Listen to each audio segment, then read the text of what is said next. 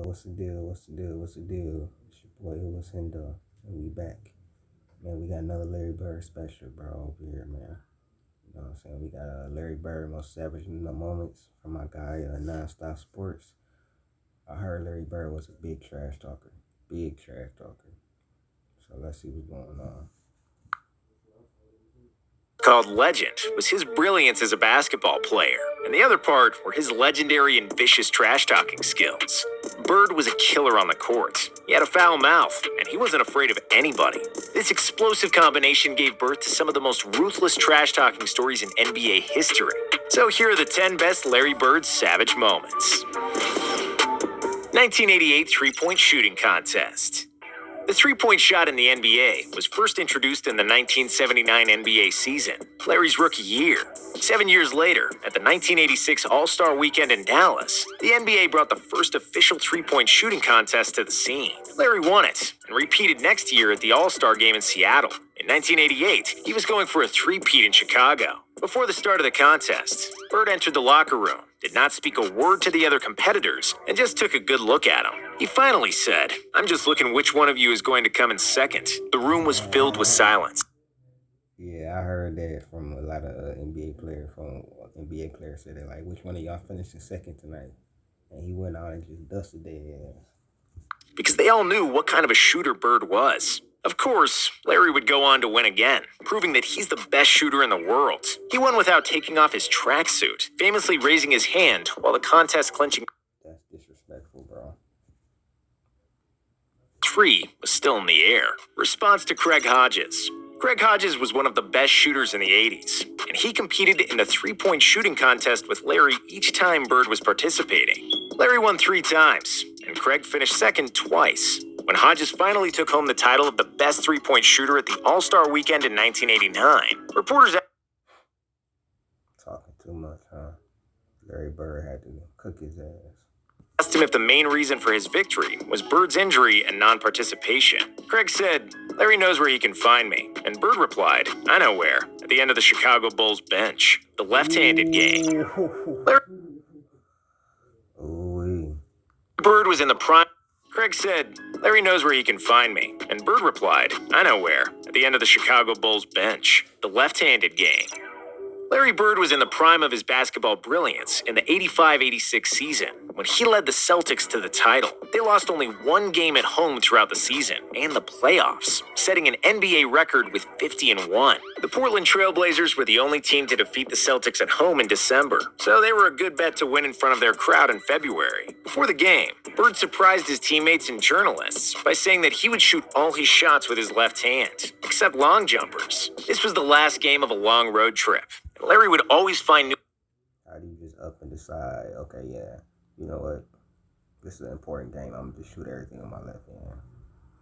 Motivations and challenges to get through the monotonous grind of the regular season. In the game against Portland, he'd go on to have one of the most memorable games of his career. He hit a shot to send the game to overtime, and then hit a game winner in the OT. Bird finished the game with 47 points, with 14 rebounds and 11 assists. He scored 22 points with all with your left hand.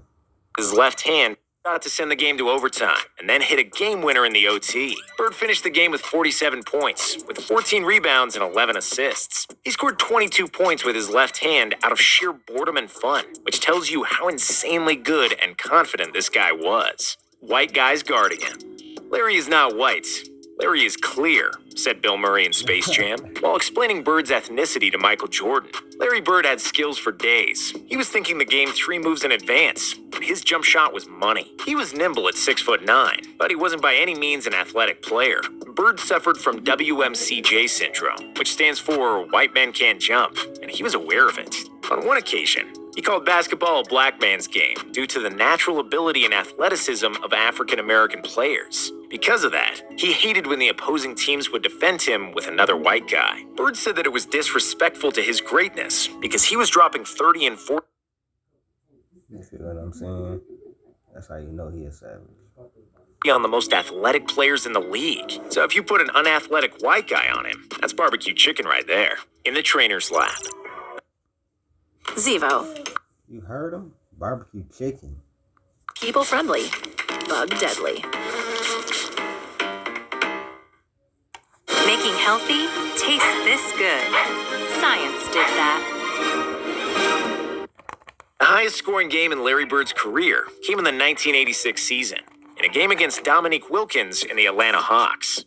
At the beginning of the first quarter, it was obvious that Larry is in the zone. He'd hit everything he threw to the basket, with the announcers repeatedly saying they were watching the greatest shooting exhibition in basketball history. Bird scored 60 on 61% shooting and 15 of 16 on 60 on 61% shooting is crazy, bro. That's wild. free throws, hitting ridiculous shots over several players.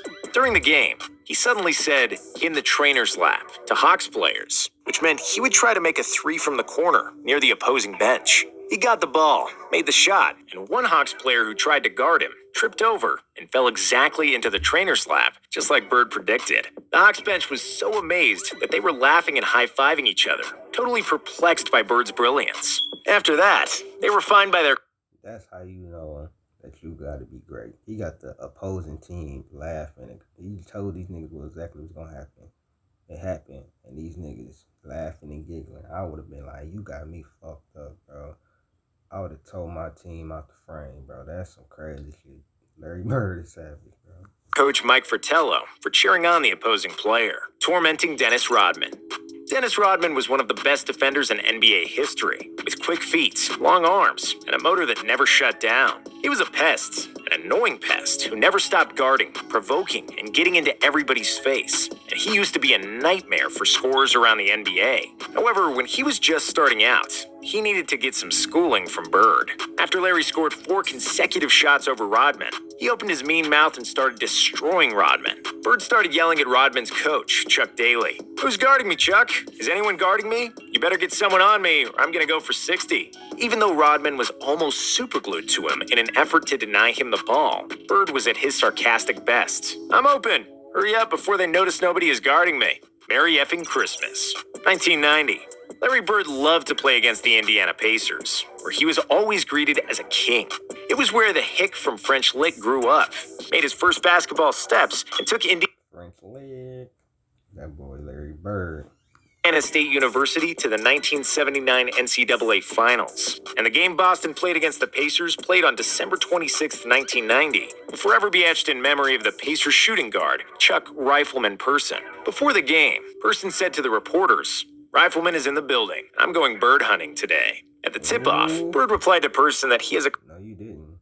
I know you didn't do that. This nigga Bird about to eat his ass up. Christmas present waiting for him. While Chuck sat on a bench during the game, Bird received the ball in the corner and shot a three-pointer. As the ball was flying towards the basket, Bird turned to Person and said, "Merry effing Christmas." The ball, of course, came in without touching the rim, torching the Suns bench.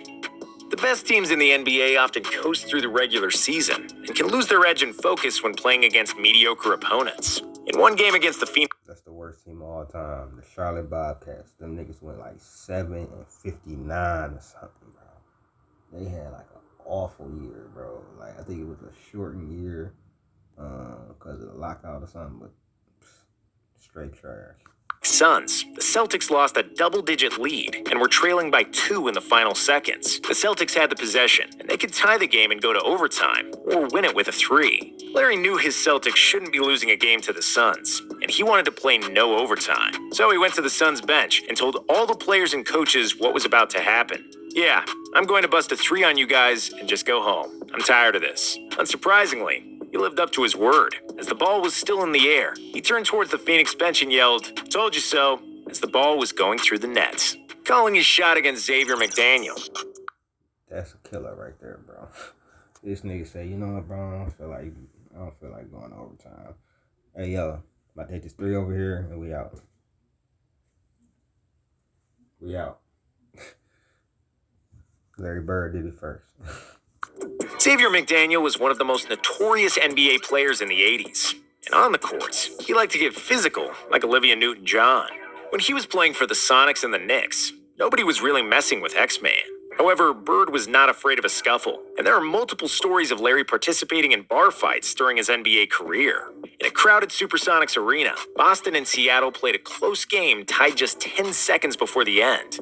At that point, Celtics coach Casey Jones called a timeout, and Bird confidently told him to just give him the ball and that the others move the hell out of the way. On his way back to the floor, Larry said, "That's exactly where I'll get the ball, and I'll score the game winner in your face," while X-Man replied, "I know you will get it there. I'm waiting for you." Bird received the ball right where he said he would and made a tough fadeaway shot. After Bird realized there were still 2 seconds left, he told McDaniel, "Damn, I didn't want to leave 2 seconds on the clock," while X-Man walked back to the Sonics bench in disbelief, tormenting a young Clyde Drexler. Damn. Before Clyde Drexler came into the NBA, He ain't had nothing else to say. I mean, he told this nigga where he was gonna hit it at. Bro, Larry Bird, that's a killer right there. I had to move him up on my all-time list. I still got him 6. I got him above Magic because I think he's a better player than Magic, bro. I truly believe that. I understand the rings and everything, but he won 3 consecutive MVPs too, bro. And I think Bird had great players, but he didn't have no Kareem Abdul-Jabbar. Or not even a James Worthy. I think James Worthy better than Kevin McHale. So, and then on top of that, his playoff numbers is definitely better than Magic. So, I have moved him above Magic. And plus, defensively, he better than Magic too. Defensively, shooting, rebounding. So, yeah. he was one of the best players in college basketball, forming the famous Phi Slamma Jamma with Hakeem Olajuwon at the University of Houston. Drexler was selected by the Blazers with the 14th pick in the 1983 NBA draft. And even as a rookie, he was already one of the most athletic guys at his position. However, Bird wasn't impressed. When Drexler subbed in the game against the Celtics, he started guarding Bird. Larry smiled at him and mockingly said, "You can't stop me. You're a rookie. You don't know anything." He would proceed to hit jump shot after jump shot over Drexler before the Blazers coach had mercy on him and subbed him out. Cooked his ass. Told him, "Man, sit your ass down." You know who I am. While Bird was laughing at Clyde on the way to the bench. Yeah, man. That was Larry Bird, most savage moments, top 10 most savage moments, man. The great one, Larry Legend, dog. It's been Who Was In, dog, man. Another video. I'm out.